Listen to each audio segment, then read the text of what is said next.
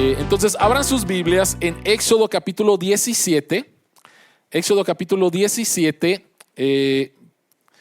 versículos del 1 al 7. Éxodo 17, versículos del 1 al 7. El mensaje se llama Quejándonos contra Dios.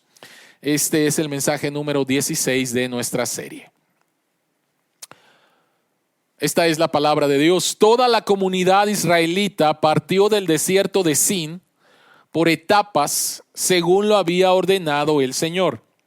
Acamparon en Refidín, pero no había allí agua para que bebieran. Así que altercaron con Moisés. Danos agua para beber, le exigieron. ¿Por qué pelean conmigo?, se defendió Moisés. ¿Por qué provocan al Señor? Pero los israelitas estaban sedientos y murmuraron contra Moisés. ¿Para qué nos sacaste de Egipto?, reclamaban. ¿Solo para matarnos de sed a nosotros, a nuestros hijos y a nuestro ganado? Clamó entonces Moisés al Señor y le dijo: ¿qué voy a hacer con este pueblo? Solo falta que me maten a pedradas. Adelántate al pueblo, le aconsejó el Señor, y llévate contigo a algunos ancianos de Israel, pero lleva también la vara con que golpeaste el Nilo. Ponte en marcha, que yo estaré esperándote junto a la roca que está en Horeb. Aséstale un golpe a la roca, y de ella brotará agua para que beba el pueblo. Así lo hizo Moisés a la vista de los ancianos de Israel. Además, a ese lugar lo llamó Masá y también Meribá, porque los israelitas habían altercado con él y provocado al Señor al decir: ¿está o no está el Señor entre nosotros? Oremos.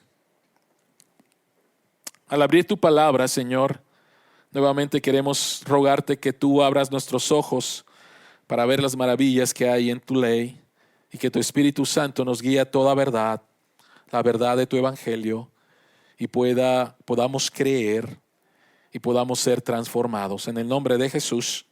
Amén. Amén. Había un hombre joven que decidió entregar su vida a Dios, y lo que decidió hacer es entrar a un monasterio, hacerse monje. Y dentro del monasterio él decidió hacer un voto de silencio. Quiero entregar mi vida a Dios, y como parte de mi devoción a Dios, no voy a hablar con nadie, solamente con Dios. Así que por 10 años estuvo haciendo sus labores en el monasterio, pero sin hablar con nadie, solamente hablando con Dios. Al cumplirse 10 años, su superior lo llamó y le dijo: ¿tienes algo que decir? Y el joven monje dijo: mala comida. Y no volvió a hablar hasta después de 10 años. Continuó su vida en el monasterio sin hablar con nadie. Y entonces, después de otros 10 años, su superior lo manda a llamar y le dice: ¿tienes algo que decir? Y el monje dice: cama dura. Y no vuelve a decir nada por otros 10 años. Entonces, después de 30 años, su superior lo manda a llamar, otro periodo de 10 años, y le dice: ¿tienes algo que decir? Y el monje dice: renuncio. Y su superior dice: ya lo esperaba. Desde que llegaste aquí, lo único que has hecho es quejarte. Quejas, quejas, quejas. Mark Twain decía, hablando de las quejas, él decía que al 80% de las personas no le importan tus quejas. Y el 20% cree que lo que está pasando te lo mereces. Quejas, quejas y más quejas. Este pasaje, Éxodo capítulo 15, desde el versículo 22 hasta el versículo, hasta 17:7, lo que vamos a ver el día de hoy. Pero desde el capítulo 15, versículo 22, hasta capítulo 17, versículo 7, son quejas. Son quejas. Hay 3 pasajes sobre quejas. Fernando Portillo predicó la semana pasada acerca del segundo pasaje de las quejas. Pero si ustedes notan, por favor, capítulo 15, versículo 22, el primer pasaje tiene que ver con Mara y después tiene que ver con la provisión de Dios del maná. Y este pasaje que vamos a ver el día de hoy, que acabamos de leer, 17 del 1 al 7 en Masá, tiene que ver con quejas. ¿Qué es lo que está pasando? Y por favor, esto es muy importante para poder entender el contexto que está pasando. Capítulo 15, del versículo 1 hasta el versículo 21, es la grande salvación de Dios, la respuesta del pueblo de Dios ante la grande salvación. Recuerden, por favor, de Egipto, antes de entrar al Mar Rojo, Israel es esclavo. Y sus quejas tenían que ver con la esclavitud.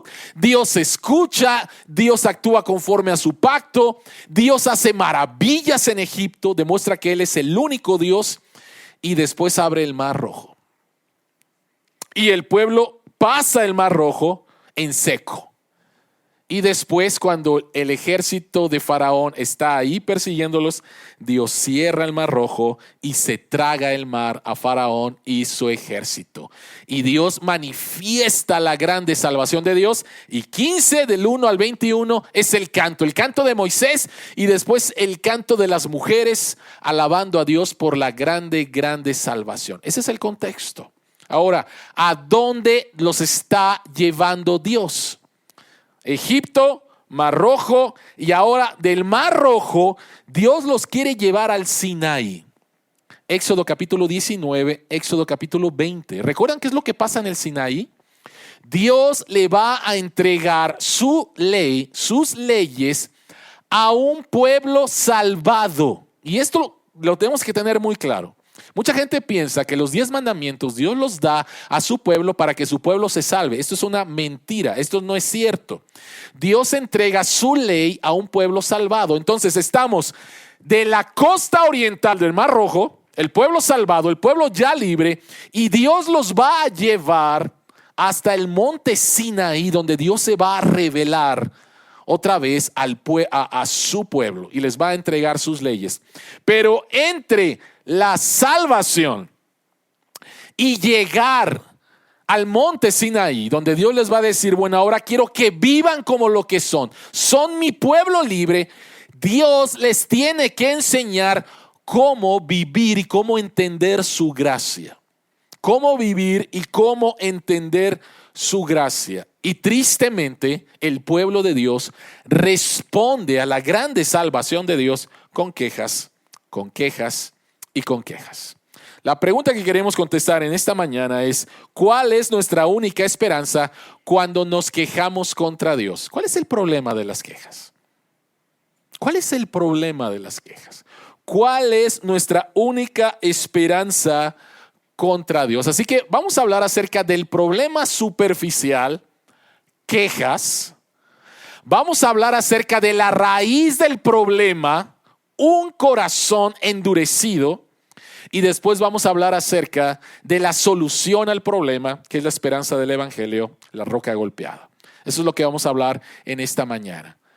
El problema superficial, la raíz del problema y la solución del problema. Así que vayamos entonces a el problema superficial y otra vez quejas por todos lados. Desde el 15:22 hasta el 17:7 encontramos quejas. Y encontramos estos 3 pasajes. Así que rápidamente voy a 15:22 al 27. Han pasado solamente 3 días. Han pasado solamente 3 días en que ellos fueron testigos cómo Dios abre el mar muerto y cómo los libra de sus enemigos.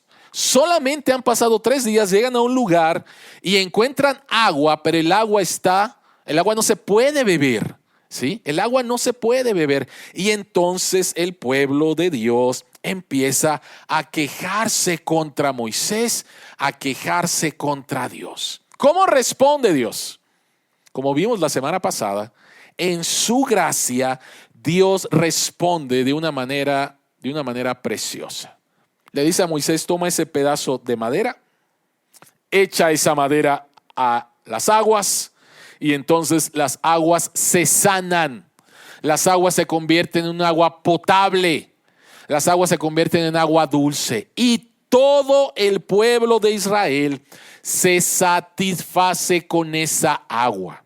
Lo que Dios está tratando de enseñar a su pueblo es: confía en mí, yo soy tu sanador. Confía en mí, yo soy tu sanador. ¿Qué pasa después de eso? Dice que Dios los mueve de este lugar y los lleva a un oasis en medio del desierto, y este oasis se llama Elim, que había aguas por todos lados y había 70 palmeras. Así que el pueblo de Dios, después de su queja, después de que Dios les provee agua, Dios les lleva a un lugar paradisíaco en medio del desierto, donde pueden descansar. Pero Dios los mueve de ahí. Dios los mueve de ahí y llegamos entonces a lo que la semana pasada predicó Fernando Portillo, donde el pueblo nuevamente se vuelve a quejar contra Dios y dice lo siguiente: ¿cómo quisiéramos que el Señor nos hubiera quitado la vida en Egipto? Le decían los israelitas. Allá nos sentábamos en torno a las ollas de carne y comíamos pan hasta saciarnos. Ustedes nos han traído a este desierto para matar de hambre a toda la comunidad. Imagínense, por favor, ya Fernando predicó acerca de esto. ¿Cómo responde Dios? Dios responde nuevamente con gracia. Y Dios hace que descienda plenamente en él. Cada día. Cada día. Y entonces llegamos a nuestro pasaje, Éxodo capítulo 17, versículos del 1 al 7, y encontramos la historia de Masá. De hecho, no se llama el lugar así, el lugar se llama Refidín. Pero por la situación que hubo, por la queja que hubo, Moisés le cambia el nombre y le deja de llamar Refidín y ahora le llama Masá, porque significa altercado, el altercado que tuvieron con Dios. Vean por favor Éxodo 17 del 1 al 3. Acamparon en Refidín, pero no había allí agua para que bebieran. Así que altercaron con Moisés: danos agua para beber, le exigieron. ¿Por qué provocan al Señor? Pero los israelitas estaban sedientos y murmuraron contra Moisés. Versículo 3, siguen quejándose. ¿Para qué nos sacaste de Egipto?, reclamaban. Solo para matarnos de sed a nosotros y a nuestros hijos. Israel no aprende. Israel no aprende que Dios va a suplir sus necesidades y está solamente mirando sus circunstancias, y con base a sus circunstancias juzgan a Dios. Empiezan a juzgar a Dios en lugar de ver sus circunstancias desde el punto de vista de Dios y ver el pasado y ver cómo Dios los libró de la esclavitud y ver cómo Dios suplió sus necesidades. Vuelven a quejarse contra Dios, se enfocan solamente en sus circunstancias y de esa manera están juzgando a Dios. Es más fácil quejarnos por lo que no tenemos que ser agradecidos por lo que tenemos. Es mucho más fácil estar mirando lo que no tengo y empezar a murmurar por lo que no tengo que darme cuenta de lo que sí tengo. Lo que sí tengo. ¿Cuáles eran las quejas de los israelitas? 3 quejas. En estos versículos encontramos 3 quejas. La primera de ellas: exigieron la provisión de Dios. Exigieron la provisión de Dios. Vean por favor otra vez el versículo 1. Danos agua, versículo 2, perdón. Danos agua para beber. No la están pidiendo, la están exigiendo. Así que exigieron la provisión de Dios. Número 2, negaron la protección de Dios. Nos han traído aquí para matarnos, ¿sí? Y número 3, dudaron de la presencia de Dios. Vean el versículo 7. Los israelitas decían, ¿está o no está el Señor entre nosotros? ¿Está o no está Dios con nosotros? ¿Sí? La palabra queja en este pasaje tiene que ver o se describe como una palabra hostil. Se describe también como una palabra legal. En otras palabras, es como si el pueblo de Israel, en su exigencia de la provisión de Dios, en su negativa de la protección de Dios y en su duda de la presencia de Dios, están diciéndole a Dios, te vamos a demandar. Te vamos a demandar. Tú no eres un Dios bueno y te vamos a demandar. Ahora, quiero que noten, por favor, en el versículo 4, cómo Moisés fue afectado también por esto. Moisés se queja delante de Dios, pero Moisés dice, ellos están a punto de apedrearme. O sea, por favor, lo que quiero que noten es que no era una situación tranquila. Había realmente resentimiento, ¿sí? Y cuando Moisés dice, me quieren apedrear, Moisés no está hablando de manera metafórica. Moisés está diciendo verdaderamente, creo que las intenciones de ellos, si no reciben agua, me van a apedrear, me van a matar, ¿sí? Así que tenemos estas quejas contra el pueblo del pueblo de Dios contra Dios. ¿Cuántos de nosotros somos así? ¿Cuántos en esta semana nos hemos fijado más en lo que no tenemos que en lo que sí tenemos?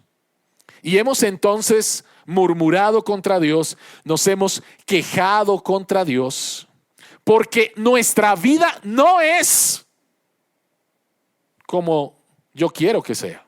Dios me ha tratado de manera injusta. El marido que Dios me ha dado es un mal marido. Es un mal marido. ¿Por qué no me diste un mejor marido? ¿Por qué no me diste unos mejores hijos? ¿Por qué no me diste un mejor trabajo? ¿Por qué no? ¿Por qué no? ¿Por qué no? ¿Por qué no? Y ahí estamos, viendo lo que no tenemos desde nuestro punto de vista, o mejor dicho, lo que queremos y no tenemos, y no dándonos cuenta del Dios de gracia que nos ha salvado y que ha suplido nuestra necesidad más grande. ¿Cómo te fue esta semana? ¿Cómo nos fue esta semana con respecto a nuestra relación con Dios? Por favor, recuerden que Dios está llevando a su pueblo al Sinaí para que su pueblo salvado le adore. Pero el pueblo salvado no está aprendiendo a confiar en Dios, está aprendiendo a quejarse, está aprendiendo a quejarse de Dios. Las quejas son tóxicas por dos razones. La primera de ellas es que las quejas se extienden. Cuando tú te empiezas a quejar y compartes tu queja con otro, se convierte en la queja de ese y ese lo va a compartir con otro y con otro y con otro. Las quejas son tóxicas porque se extienden a los demás. Y quiero decirte algo, que si alguien se viene a quejar de ti, de otra persona, dile, ¿ya fuiste a hablar con esa persona? Páralo, por favor. Páralo, por favor, porque si no, esto se va a extender. Tanto que afectó a Moisés. Pero la segunda razón por la cual las quejas son tóxicas es porque crecen y dan lugar a un grande peligro para tu vida, lo cual nos lleva entonces al punto número 2. El problema superficial son quejas, pero hay un problema más de fondo y hay un problema más serio. Y este problema es un corazón endurecido. El problema es un corazón endurecido. Es muy interesante que en las primeras dos historias, la historia en Mara y la historia del maná, en 15:25 y 16:4 del Éxodo, se nos dice que Dios está probando a su pueblo. Dios los está probando con la intención de que ellos crezcan en su confianza hacia Él. Esa es la prueba. Esa es la prueba. Quiero que aprendas a confiar en mí y te voy a poner en situaciones difíciles donde si tú vienes y confías en mí, vas a saber y vas a experimentar que realmente soy un Dios fiel, de gracia y que estoy contigo. Las pruebas fallaron y sin embargo Dios mostró gracia. Pero quiero que noten, por favor, que el tercer evento, el tercer episodio, no es de que Dios estaba probando a Israel. Israel dijo, ya me cansé de tus pruebas y ahora nosotros te vamos a probar a ti. ¿Está Dios o no está Dios con nosotros? ¿Sí? Hay un cambio. Hay un cambio. Estoy cansado. ¿Sabes qué? Verdaderamente me quiero regresar a Egipto. ¿Estás o no estás con nosotros? Ellos probaron a Dios. ¿Saben? Uno de los principios para interpretar bien la Biblia es que la Biblia se interpreta con la Biblia. Y este pasaje histórico, este evento histórico, lo tenemos interpretado con la Biblia misma. Vamos a ver esos pasajes. Deuteronomio capítulo 8, versículo 2, hablando de ese tema, hablando de ese evento histórico, dice lo siguiente. Ya está el pueblo para entrar a la tierra prometida. Y Dios les dice, recuerda que durante 40 años el Señor tu Dios te llevó por todo el camino del desierto y te humilló y te puso a prueba para conocer lo que había en tu corazón y ver si cumplirías o no sus mandamientos. ¿Qué es lo que hay en el corazón de Israel? ¿Qué es lo que hay en el corazón de Israel? ¿Qué fue lo que salió ante las circunstancias difíciles del corazón de Israel? Y lo que salió fue un corazón endurecido. Salmo 95, lo leímos esta mañana, del versículo 1 hasta el versículo 7. Y empieza este salmo diciendo, vengan, adoremos al Señor. Pero la segunda parte del versículo 7 dice, recuerden por favor lo que pasó en Masá. No endurezcan el corazón como en Meribá, como en aquel día en Masá, en el desierto, cuando sus antepasados me tentaron, cuando me pusieron a prueba, a pesar de haber visto mis obras. Y esto es duro. Esto es duro. Porque la prueba de Dios no fue a un pueblo que no había visto nada. El pueblo de Dios había sido testigo de las maravillas de Dios en Egipto. El pueblo de Dios había sido testigo de las maravillas de cómo Dios los salvó en el Mar Rojo. El pueblo de Dios había visto esas maravillas y sin embargo deciden probar a Dios. Pero esa prueba, esas quejas surgen de un corazón endurecido. En el Nuevo Testamento, este pasaje es citado por el autor de Hebreos en el capítulo 3 de su epístola. Ahora, Hebreos fue escrito porque una segunda generación de judíos cristianos estaban considerando seriamente regresar al judaísmo por causa de las persecuciones. Ese es el contexto. Y entonces el autor dice, hey, por favor recuerden lo siguiente. Recuerden lo que le pasó a sus antepasados.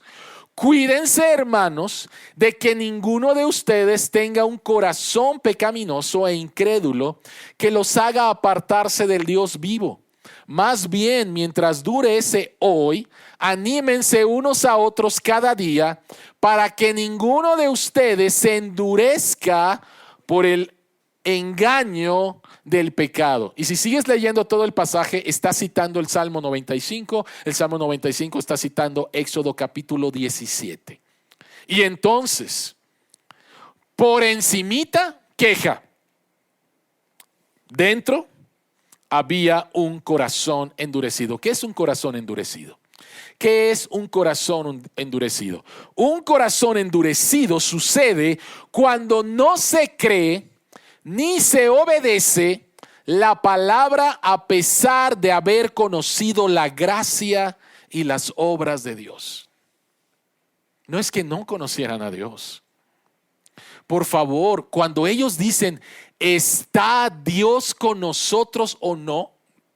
¿Qué era lo que guiaba al pueblo de Dios en el desierto? ¿Lo recuerdan? ¿Qué era lo que guiaba? Ellos veían arriba y ¿qué veían? La columna de nube durante el día, la columna de fuego durante la noche. Esa era la evidencia visible de que Dios estaba con ellos. Y sin embargo, a pesar de que ellos podían ver la columna, insisten en decir, ¿está Dios con nosotros o no está Dios con nosotros? ¿Se dan cuenta? ¿Se dan cuenta? Ahí está visiblemente la presencia de Dios. A pesar de que ellos han visto todo lo que Dios ha hecho, insisten en decir, ¿está Dios con nosotros o no?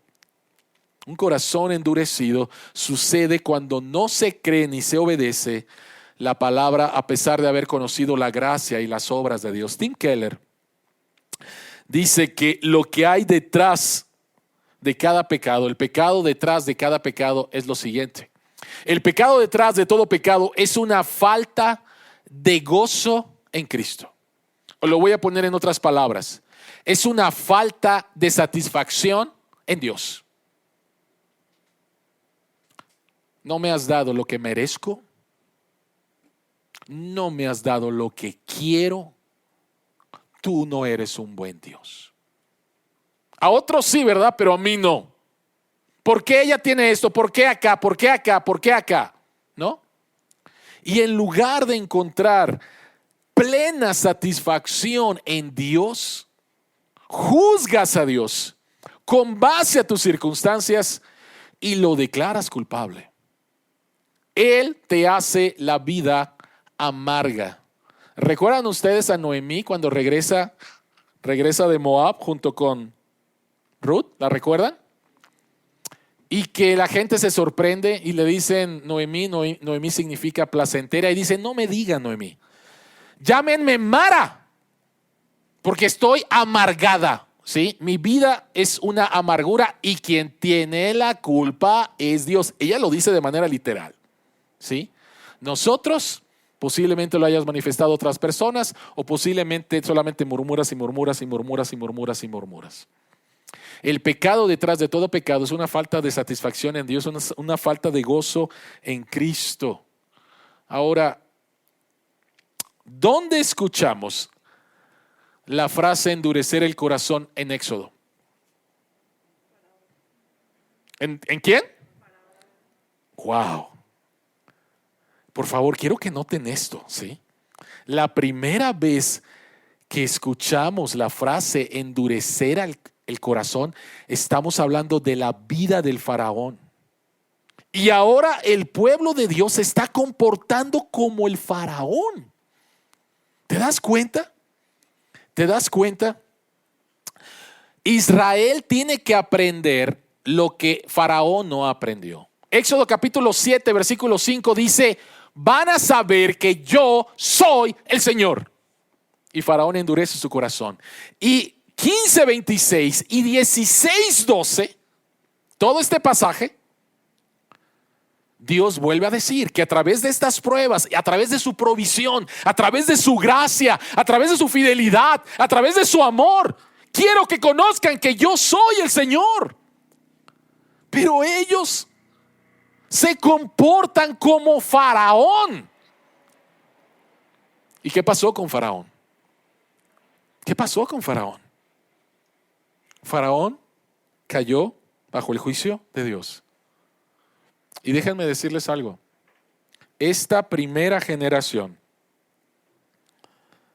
no entró a la tierra prometida.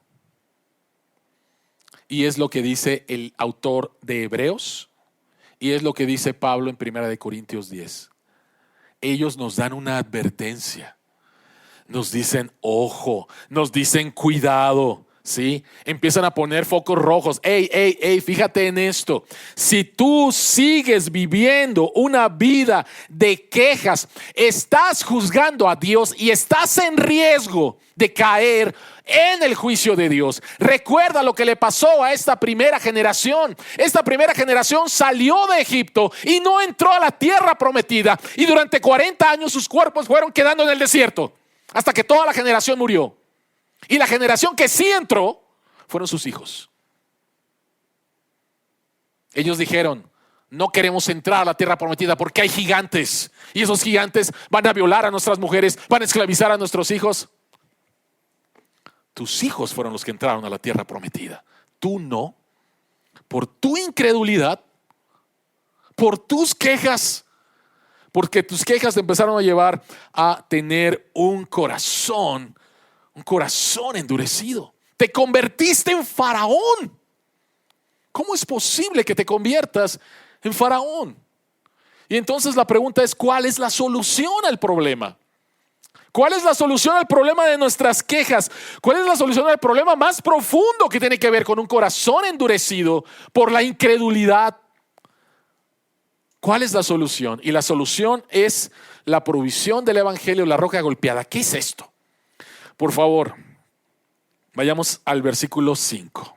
Por favor, vean lo que está pasando en el versículo 5. ¿Sí? Dios le dice a Moisés: ya estoy harto de ellos. No, Dios no dice eso.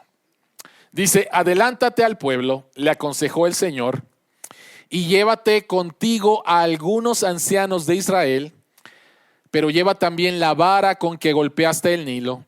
Ponte en marcha, que yo estaré esperándote junto a la roca que está en Horeb. Aséstale un golpe a la roca, y de ella brotará agua para que beba el pueblo. ¿Qué está pasando? Por favor, quiero que noten bien lo que está pasando. Lo que está a punto de pasar es un juicio. Lo que está a punto de pasar es un juicio. Los israelitas han puesto a prueba a Dios a través de sus quejas. Están acusando a Dios. Así que la sala del juicio está preparado. Pero noten: Israel es el juez, Israel es el fiscal e Israel es el jurado. Carlos, ¿cómo se dice al fiscal aquí? ¿Abogado, acusador o fiscal? Se dice fiscal, perfecto. Entonces, quien va a ser juzgado es Dios. Todas las quejas tienen que ver contigo, tienen que ver con Dios. Pero Israel es el juez, Israel es el fiscal e Israel es el jurado. Dios es el acusado. Por favor, noten lo que va a pasar. Los ancianos, dice, lleva algunos ancianos. Los ancianos son los representantes de Israel que resolvían las disputas. Entonces, están los ancianos y ellos son, otra vez, tú has fallado, Dios, ¿no? Y por el otro lado está Dios, ¿sí? Es una sala, es un tribunal. Aquí están los acusadores, los ancianos que representan al pueblo de Israel. Y aquí está Dios. Y Dios es el acusado. Y noten, por favor, que Dios le dice a Moisés: lleva la vara. Pero no le dice nada más lleva la vara, le dice: lleva la vara con la cual golpeaste el río Nilo.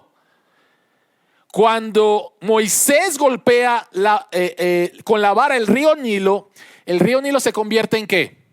En sangre. Y es una evidencia del juicio de Dios. La vara simboliza el juicio de Dios, ¿sí? Y todos los que están viendo, ¿sí? Los que están viendo este juicio es el pueblo de Israel. Ahora, sabemos que Israel es culpable y merece ser condenado. Sabemos que Dios es inocente y merece ser vindicado. Pero ¿qué es lo que pasa? ¿Qué es lo que pasa? Cuando Dios le dice a Moisés: yo te voy a esperar al lado de la roca, también se puede traducir: yo te voy a esperar en la roca. ¿Y saben qué es lo que pasó? ¿Qué es lo que Dios le ordena a Moisés? ¿Qué es lo que Dios le ordena a Moisés? Dios le ordena a Moisés: asesta un golpe a la roca, y en la roca se encuentra Dios. Y este es el momento más sorprendente y dramático de esta historia, porque Dios está asumiendo la culpa de su pueblo. En lugar de que Dios sea vindicado, en lugar de que Dios sea declarado inocente, y ustedes, bola de ingratos, ¿sí?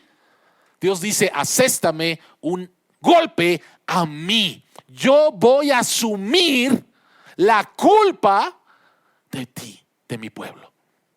Yo voy a asumir la culpa de tus quejas. Yo voy a asumir la culpa de tu incredulidad. Yo la voy a asumir. ¿No es esto increíble? ¿No es esto increíble? Pero ¿sabes qué? Lo más increíble es que después de que Dios es condenado, brota agua de la roca. Brota agua de la roca.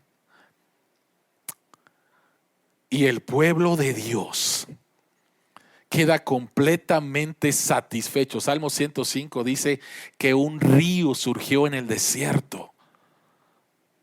Queda satisfecho por el agua que sale de la roca, que está simbolizada como el juicio a un Dios santo, el juicio a un Dios inocente. ¿No es esto sorprendente? ¿No es esto sorprendente? Ahora, esta historia, como hemos dicho, el libro de Éxodo se trata de un éxodo mayor. El maná se trata de un verdadero pan que es Jesús. Y entonces no tenemos que inventar quién es verdaderamente la roca, porque Pablo la interpreta en 1 Corintios capítulo 10. Pablo dice: todos también comieron el mismo alimento espiritual y tomaron la misma bebida espiritual, pues bebían de la roca espiritual que los acompañaba, y la roca era Cristo. En otras palabras, este evento histórico apunta a otro evento todavía más grande. El pastor Tim Chester dice lo siguiente: lo que sucedió en Masá nos señala a la cruz. En la cruz el caso de Dios y la humanidad llegó a su clímax. En un lado estaba la humanidad que merecía la condenación por su culpa. En el otro lado estaba el perfecto Hijo de Dios. Cristo es la roca. Y Dios el Padre dijo: aséstale un golpe a la roca. La vara de su juicio cayó sobre Jesús. Jesús es tanto el pan que satisface nuestras necesidades, como la roca que lleva nuestro castigo. Y como resultado, la bendición es derramada sobre el pueblo de Dios. Esta historia verdaderamente apunta a la cruz, donde nosotros, un pueblo que se queja, un pueblo que olvida las bendiciones de Dios, un pueblo que es incrédulo, en lugar de recibir justamente lo que merecemos, Dios dice: voy a asestarle un golpe a la roca a mi propio Hijo, para que ustedes, mi pueblo, sean ahora bendecidos, no sean condenados, tengan verdaderamente vida. Y Jesucristo dice en Juan capítulo 7, versículo 38: de aquel que cree en mí, como dicen las escrituras, ¿qué? Brotarán ríos de agua viva. De la roca golpeada que es Cristo brotó un río de perdón y de salvación para nosotros. Y cuando tú crees adentro de tu corazón, el Espíritu Santo va a hacer que broten estos ríos de agua viva. Querida iglesia, las quejas son serias. Las quejas son serias. Cada queja que nosotros levantamos, la estamos levantando contra Dios, porque Dios es soberano. Cada queja que nosotros levantamos, estamos diciendo que Dios no hizo bien su chamba, que Dios se equivocó. Y es serio, porque esto te puede llevar a un corazón endurecido, a un corazón incrédulo. Y sin embargo, Dios recibe el castigo de eso. ¿Qué suaviza el corazón? ¿Qué es lo que suaviza el corazón? Lo que suaviza el corazón es ver la roca golpeada. Lo que suaviza el corazón es ver la cruz. La cruz es la máxima evidencia de que Dios está a tu favor. La cruz es la máxima evidencia de que Dios va a suplir tus necesidades. La cruz es la máxima evidencia de que Dios te va a proteger, Dios tiene cuidado de ti. La cruz es la máxima evidencia de su presencia para contigo. ¿Qué es lo que suaviza un corazón? El que estés mirando la roca golpeada. Y la roca golpeada es Cristo. Oremos. Señor que estás en los cielos, tenemos que confesar, Señor, que al igual que Israel, nos quejamos. Y al hacerlo, Señor, estamos declarando que tú no estás haciendo bien tu trabajo. Estamos diciendo mentiras. Estamos creyendo, Señor, la mentira del diablo. Estamos creyendo la mentira de nuestra naturaleza caída. Estamos creyendo las mentiras del mundo. Estamos manifestando lo que hay en nuestro corazón, Señor, que es un anhelo por ídolos que al final no satisfacen. Pero te damos gracias, Señor, que en tu paciencia, el que recibió el golpe de la vara de juicio no fuimos nosotros, sino tu Hijo. Y a través, Señor, de su vida, de su muerte, un río de agua viva, un río de vida eterna, un río de perdón salió, de la cual, Señor, nosotros la hemos bebido y la seguiremos bebiendo. Padre que estás en los cielos, transforma nuestro corazón de queja en un corazón de gratitud. Transforma nuestra queja en alabanza. Conviértenos en un pueblo que verdaderamente te adore con un corazón de carne. En Jesucristo oramos. Amén. Amén.